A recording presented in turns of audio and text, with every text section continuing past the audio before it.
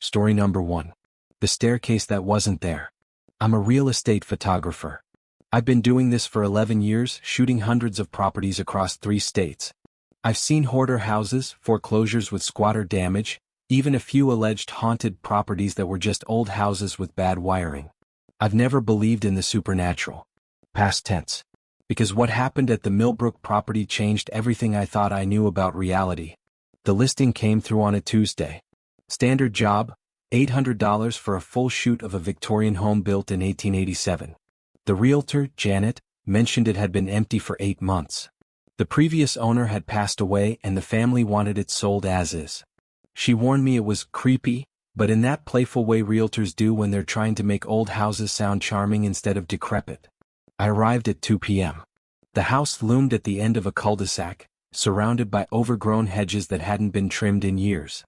3 stories, weathered gray siding, windows like dark eyes staring down at me. I'd seen worse. I grabbed my equipment and headed inside. The key was under the mat as promised. The door groaned open into a foyer thick with dust. The air was stale, heavy with the smell of old wood and something floral, like potpourri that had been sitting out for decades.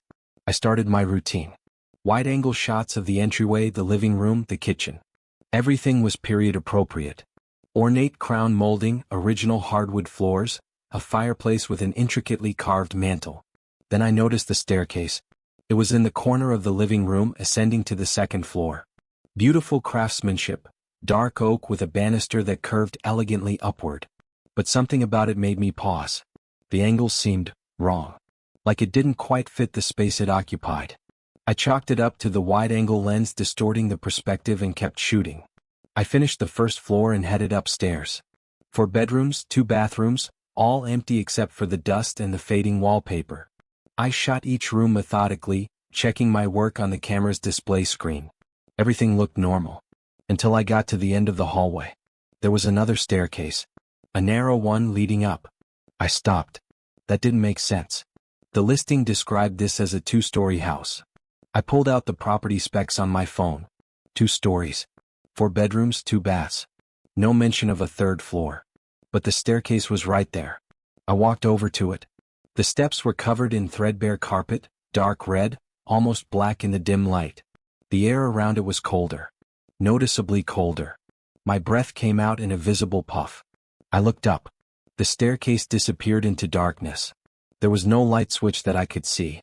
Professional curiosity won out over the growing sense of unease in my gut. If there was a 3rd floor, I needed to document it. It could affect the listing price. I turned on my camera's flash and started climbing. The stairs creaked under my weight. Each step echoed in a way that felt wrong, like the sound was being absorbed rather than bouncing back.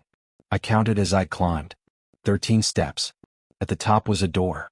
Old, wooden with peeling white paint. No doorknob. Just a keyhole. I tried the door. It swung open easily, silently. No creak. No resistance. The room beyond was impossible. Was massive. Larger than the entire footprint of the house. The ceiling stretched up at least 20 feet, disappearing into shadow that my flash couldn't penetrate. The walls were covered in photographs. Hundreds of them. Thousands maybe. Black and white, sepia-toned, Polaroids, digital prints. All different sizes, overlapping, creating a collage that covered every inch of the walls. I stepped closer, my heart hammering.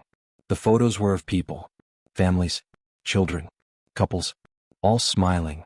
All posed. Normal photographs you'd find in any family album. Except for one detail. In every single photograph, in the background, barely visible, was the same figure. A woman in a dark dress, standing perfectly still, staring directly at the camera. Not at the subjects of the photo. At the camera. At whoever would eventually look at the picture. My hands were shaking. I raised my camera and took a shot of the wall. The flash went off, illuminating the room for a split second.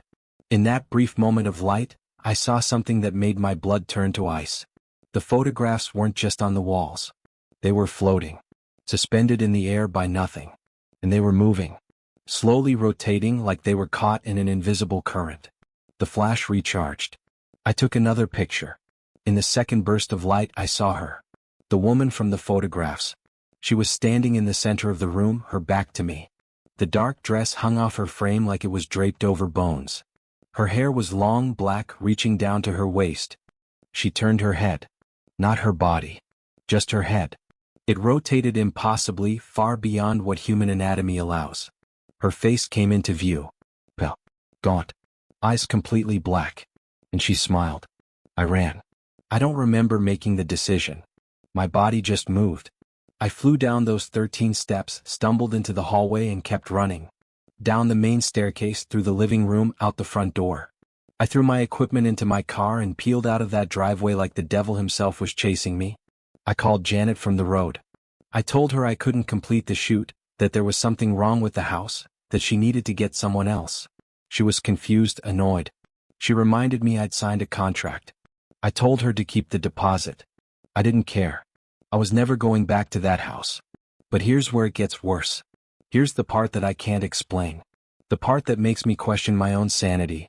When I got home, I downloaded the photos from my camera. Everything from the first and second floors looked normal. Good shots. Professional quality. But the photos from the third floor, they were gone. Not corrupted.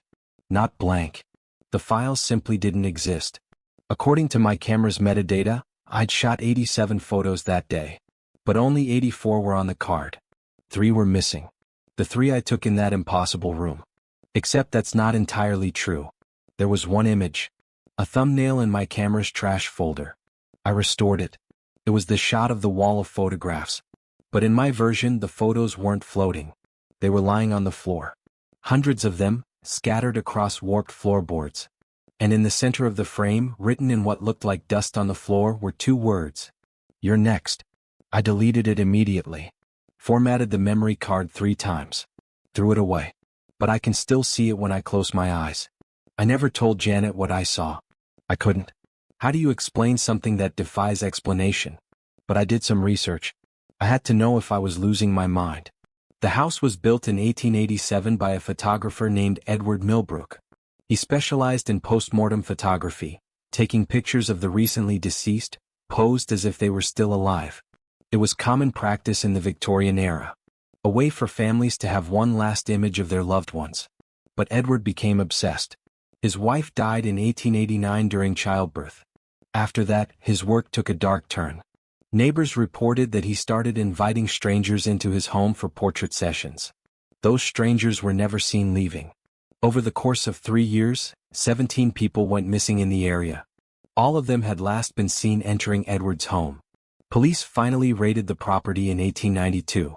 They found Edward dead in the attic, a room that, according to the original building plans, shouldn't have existed. He'd hanged himself. Surrounding his body were photographs. Hundreds of them. Pictures of people who had been reported missing. But in each photo the subjects looked wrong. Their eyes were vacant. Their smiles forced. Like they weren't really alive when the pictures were taken. The photographs were burned. The attic was sealed. The house was sold. And according to every official record, every blueprint, every inspection since then, the house has only ever had 2 stories. But I was in that 3rd floor room. I saw those photographs. I saw her. I quit real estate photography 2 weeks later. I couldn't do it anymore. Every house felt wrong. Every shadow seemed too dark. Every creak of old floorboards sounded like footsteps behind me. But the worst part? The part that keeps me awake at night? Last month I was scrolling through Facebook. A friend had posted a family photo from Thanksgiving. Normal picture. Everyone gathered around the table, smiling. I almost scrolled past it, but something made me look closer. In the background, barely visible through the window behind them, was a figure. A woman in a dark dress. Standing in their backyard. Staring at the camera. I zoomed in. The resolution was terrible, but I could make out enough. The pale face. The black eyes. The smile.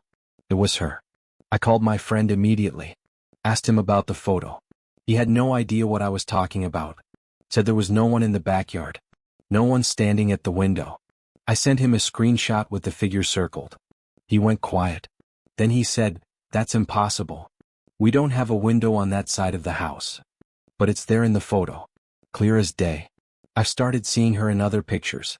Random photos on social media. News articles. Stock photos on websites. Always in the background. Always watching. Always smiling. And 3 days ago I received a package. No return address. Inside was a photograph. It was me. Sitting at my desk. In my apartment. Taken from inside my room. I live on the 4th floor. There's no fire escape outside my window. No building close enough for someone to shoot from. But someone took that picture. Recently. I'm wearing the shirt I bought last week. On the back of the photograph, written in old-fashioned script, was a message. The collection continues. You captured my image. Now I've captured yours. See you soon. I don't know what to do. I've gone to the police, but what can I tell them? That a ghost from a Victorian photograph is stalking me? They'd think I'm insane. Maybe I am. But I know what I saw in that house. I know that staircase exists even though it shouldn't. I know that room is still there waiting. And I know she's coming. Because last night I heard footsteps outside my apartment door. Slow. Methodical. And then 3 soft knocks. When I looked through the peephole, no one was there. But on the floor, someone had slid a photograph under my door. It was a picture of me sleeping. Taken from the foot of my bed. Last night. I live alone. My door was locked. My windows were closed. But she was here. In my room. Taking photographs. Adding me to her collection. The staircase that wasn't there led to a room that shouldn't exist. And now I'm trapped in a reality that makes no sense. Where the laws of physics don't apply. Where the dead don't stay in their graves. Edward Millbrook captured souls in his photographs. And now his wife is finishing his work. I don't think I have much time left. If you're reading this, if you ever encounter a house with a staircase that doesn't match the blueprints, don't climb it. Don't open that door. And for God's sake, don't let her take your picture. Because once you're part of the collection, you never leave.